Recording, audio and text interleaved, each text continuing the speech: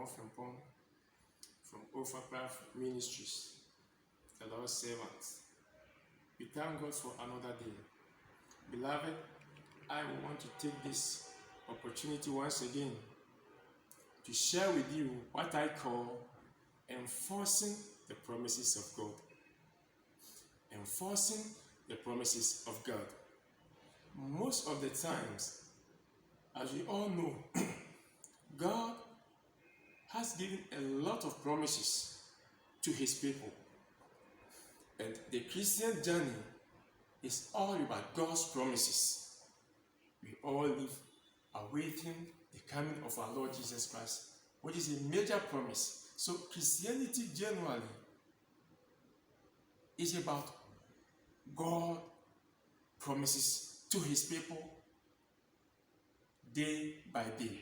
But in our daily lives, these promises must be honored, must be fulfilled.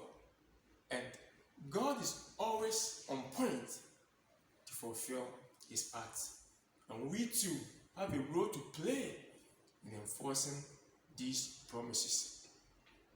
But most of the time, what I've come to realize as a servant of the Lord is that most children of God do go asleep, waiting for God's promises to be fulfilled automatically.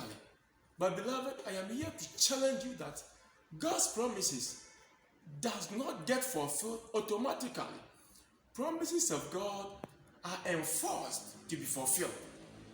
Promises of God are enforced to be fulfilled. If you don't enforce those promises, they will ever and forever remain promises. In Genesis chapter 15, verse 13, God told the Israelites through Father Abraham, God said to Abraham, your descendants will be servants in Egypt for 400 years. And after the 400 years of slavery, I will come to rescue them and take them to a promised land, and take them to a better land, and take them to a land that I have prepared for them. In other words, the slavery will cease. So God has given them a promise. Ordinarily, one would have been thinking that when the 400 years is over, God will just set in and carry the people out of Egypt and lead them to the promised land, just as he has promised. But that did not happen. That did not happen until the Israelites rose up to enforce the promises. Now, when you read Exodus chapter 12, verse 40, the Bible says the Israelites stayed in slavery for 430 years. The Israelites stayed in slavery for 430 years. So God has said 400 years. The question is, why did they stay there for 430 years? It happened because they did not enforce the promise that was given. So from 400 to 430, instead of 400, 30 years of slavery was added.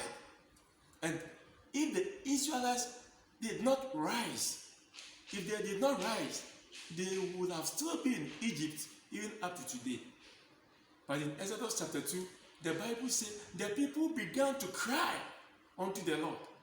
And as they kept crying, God brought Moses to deliver them.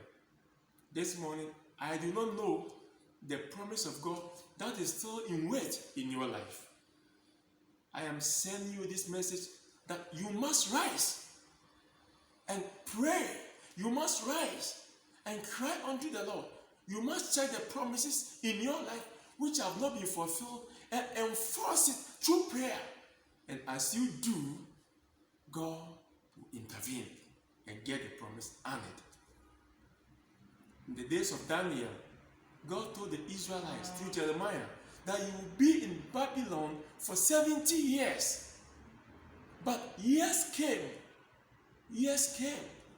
The 70 years was over, and they were still in Babylon.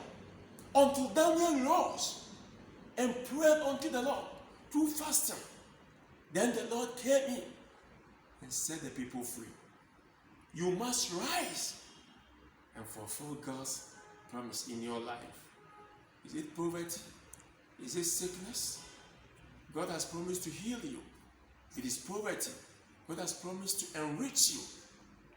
The Bible says He has called us to enrich us. He has called us to bless us. I don't know the kind of curse or the kind of problem that is in your life. Every problem that we have as the people of God, a promise has been given to deliver us. So what you need to do is to rise up and enforce that promise, and God will ensure that His promises are fulfilled. God bless you.